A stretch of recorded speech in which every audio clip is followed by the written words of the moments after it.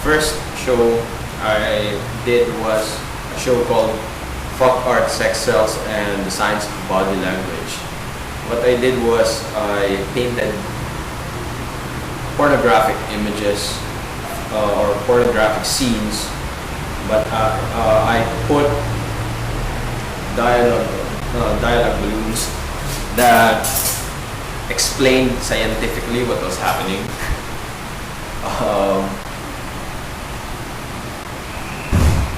The purpose of the show was to show people that same thing with most of my works, that how we feel towards things are not exactly coming from us directly. We are being conditioned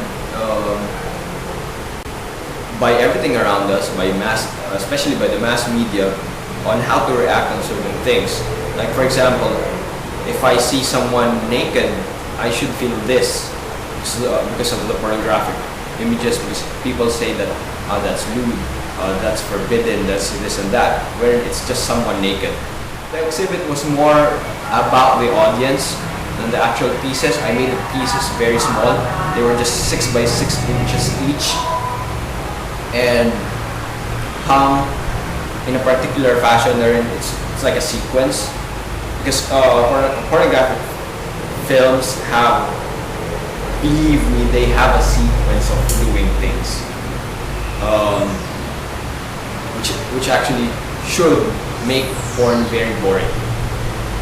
That's what I did. I was more of exhibiting the reaction of the audience more than the actual painting. The second show,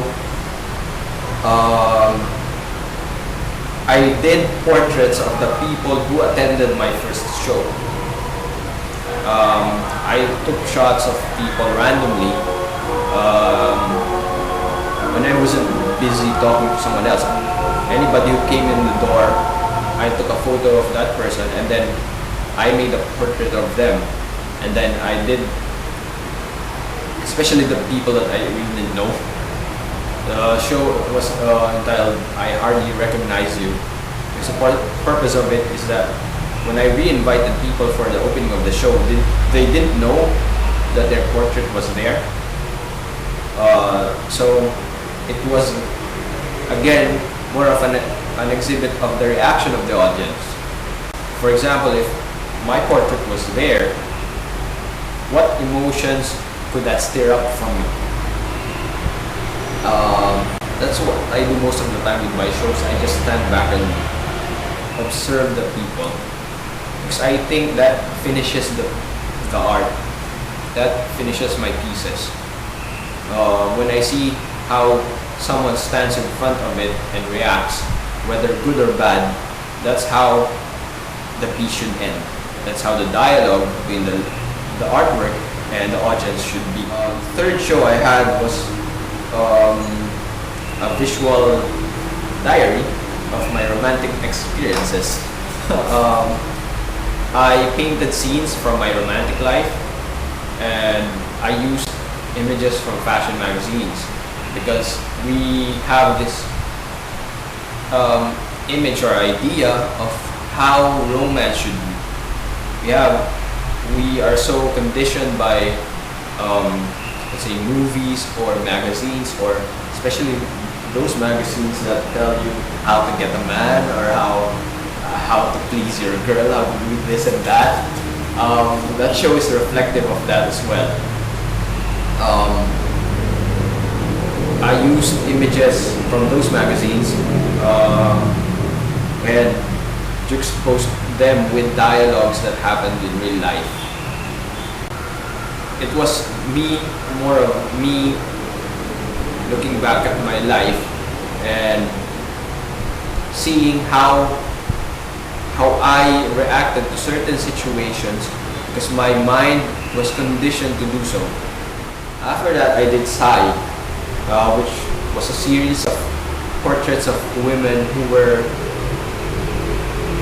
on the brink of finishing crying. So it was right. I wanted to capture the moment right before the person stopped crying, or the last push of the tears. I wanted to capture that because people see crying as a weakness. People see crying as something that's negative. Even the most hurtful of situations, it is actually a beginning of something better already. Because you can't get lower than low. If you fall face flat on the ground, that's as low as you can get, unless you want to go to hell. But people tend to forget that when experiencing things like that, anything that comes after is better in comparison. So it's a very good transition from being really sad or really angry. It's an abrupt departure from that emotion. I can't see other moments in, let's say, my life that could be an example of that abrupt transition any better than me feeling really down or me having the worst moments of my life. So that's what I wanted to capture with that show. That's why it's called Sigh as well. It's a quick release of breath.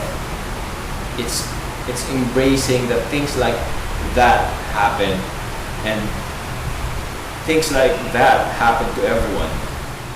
Then after Sigh, I did First Impression Lusts, wherein I juxtaposed images of women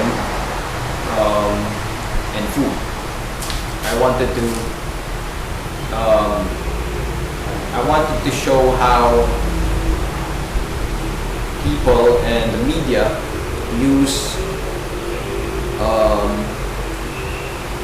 sex in particular as a means of marketing, which actually on a personal level despises me. That's what I noticed with marketing. That's also one of the reasons why I did not pursue with advertising. They market in such a manner that they make you feel bad about yourself, or they make you realize that something is lacking in your life, or that something is wrong with you. Wherein the truth is nothing is wrong with you. I mean, you can have everything, but you can have nothing as well. It's basically the same thing. That's the reason why I like tackling these things. I like questioning how my environment wants me to think.